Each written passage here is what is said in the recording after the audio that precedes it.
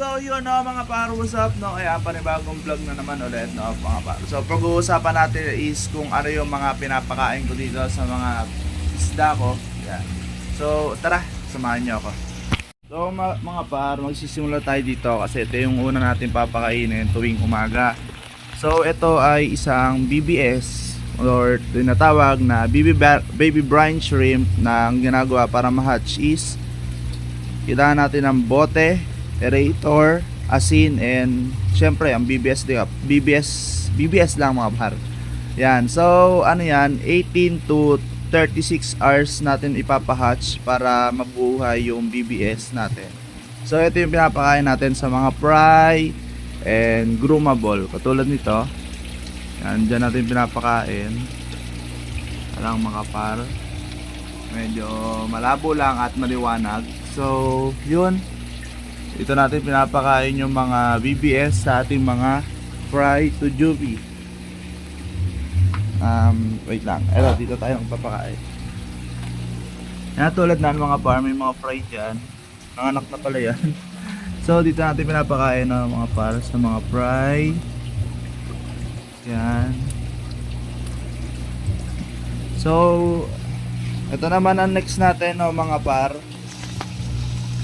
Ang next natin is Wachupong product. So hindi ito sponsored So ito ay hinaluan natin ng spirulina powder. Kaya medyo iba kulay. Then ang pakain naman natin dito is mga juvie then to fry. Kumuwawalan tayo ng tulad ng BBS. Pinapakain natin sa mga fry. Ito naman sa mga juvenile. Ito naman is PO1 mga par. Ito sa mga breeder. Hindi ito recommend ko sa breeder ng guppy, pero pag low budget pwede na to. Pinapakain ko lang to sa mga breeder natin ng mga balloon molly. Yan, madumi pa kuko mga par. So yun. Then ang sunod naman is kung gusto niyo ng quality na fish food para sa mga balloon molly nyo is marirecommend ko ay Okiko.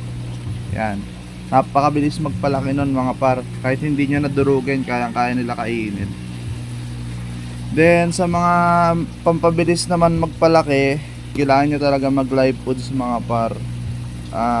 Syempre i-recommend ko na sa inyo is mga BBS, Daphnia moenia or Magna, then Tubipex worm. Pero kung may budget naman kayo na malaki-laki, pwede kayong bumili ng frozen bloodworm. Yung mga naka-cube-cube na, meron din naman yata nagbebenta na nakapack na. Yan. Pero mas better kung sa inyo kayo makakuha sa mga kanal-kanal nyo, lalo na yung Daphnia or Tubipex. Napaka high protein nun, talagang bibilis yung laki ng mga fry nyo. Yan, katulad ng mga par, pinapakain ko yung mga breeder ko, and yung mga juvenile na balloon platinum PO1. Pero lalagyan ko din yan mamaya ng mga ng mga ibang pagkain or wachupong. Yan. So katulad na angel fish, papakainin natin sila. Yan. Then dito sa mga shrimp ko naman, PO1 lang din pakain ko mga par. Makita nyo yan, red really shrimp. So apat na klase shrimp natin dito, no? Medyo malabo lang dito at hindi pa natin na lilinis yung aquarium. So meron tayo ditong yellow, red really or RCS, meron tayo ditong black, meron tayo ditong blue. Kasi yung blue natin is hindi na dumami, no?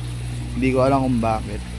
So yun mga par, and nare-recommend ko naman sa goldfish na fish food. Dahil wala tayong fish food ngayon ng goldfish, Optimum Beta fish food muna yung pinapakain natin, no? Kasi hindi pa narating sa Shopee, na late tayo ng order. Ano lang to, hindi ko to recommend tong Optimum kasi pambeta to mga par. Yan, pambeta. Nakita nyo, ayan yung mga goldfish, short body, short tail. Mare-recommend ko dito mga par is Hopu, Megalodon, and mga ano pa ba yung mga fish food na maganda na natry ko na. Pwede din sa kanila yung mga okay ko, pero mas better yung sinking pellet para iwas tayo sa SBD o yung swim bladder disease. Ayan. So ayan mga pare, ito yung update natin sa ating gold dust balloon molly. Hinarvest ko na nga pala yan. Tapos culling. Tapos yung mga cullies, eto na nandito. Binibenta ko na lang ng 10 yan mga par. So yun no mga par, and ano pa ba? Kung gusto nyo naman ng mapaintant yung kulay ng isda nyo, bumili kayo ng spirulina tablet. Yan, pampaintant ng kulay yun sa ating mga isda para mas kumintab or mas lumabas yung kulay niya mga par. Ayan, ito naman yung yung iba natin mga fry. At ilalabas na ulit natin yung strapal pan doon mga par. Doon. Ayan. So yun lang mga par. For more update, please like and subscribe na para update lagi kayo sa ating video. And yun lang mga par. Maraming salamat sa panonood. Peace.